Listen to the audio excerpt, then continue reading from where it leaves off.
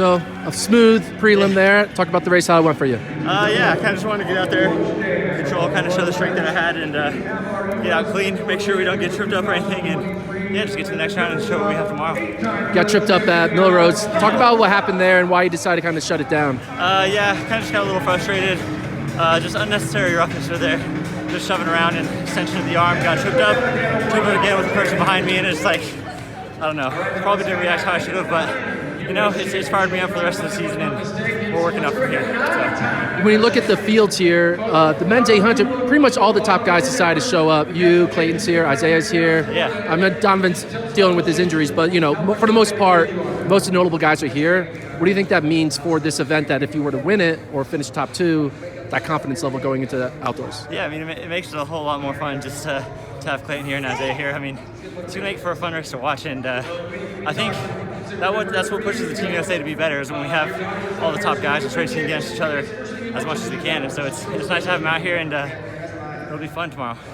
We talk about altitude with the distance runners, but does it really affect the 800, or do you feel it, or how does it feel? I wouldn't say we feel it. I mean, it feels like it goes by in a blur anyway, so I wouldn't say I feel it, but it might affect the times, but it's not too bad. I'm not sure if you noticed, but I talk about a lot of my podcasts. I want the 800 to get back to be running 142s and 143s. Yeah. What do you think it's going to take for this year to be a rebirth of the 800 internationally, with a bunch of the guys starting to run 143 again? We were actually talking about that, me and Clayton, at dinner the other day.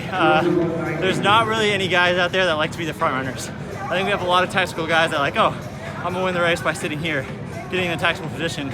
And I think we just need one of those guys to really push the pace. I mean, we have pacers all the time in the Diamond League, and so that makes it kind of interesting when it comes to the championship races, because we're all used to just sitting back and like trying to win the race that way. And so I think we just kind of need someone to put it out there for us, and yeah, but it's scary to be the one to do that.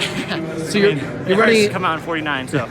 You're running elite last 200 meters, but just not necessarily first 600 meters. Exactly, yeah. It's just everyone wants to be in that comfortable position, and it seems like we've been fighting for that little spot more often than I remember. What are you prioritizing this season to kind of, like, in general? You've now been through the ringer a bunch of years. Like, what are you kind of focusing on? Yeah, so outdoor medal is what we're really focusing on. I mean, I know last year we had indoor worlds and outdoor worlds, and so it kind of made it a long season. It's hard to peak when you're supposed to, and when you start with a mindset of like, oh, I want to get medal indoors, it's hard to carry that throughout the whole season. And so I think it kind of reflects on how my season's been going in the early right now if we were indoor. But I think the main goal is to make sure that we're doing the best at the end. And so that didn't really reflect last year with how it did. And so we're trying to put it all together.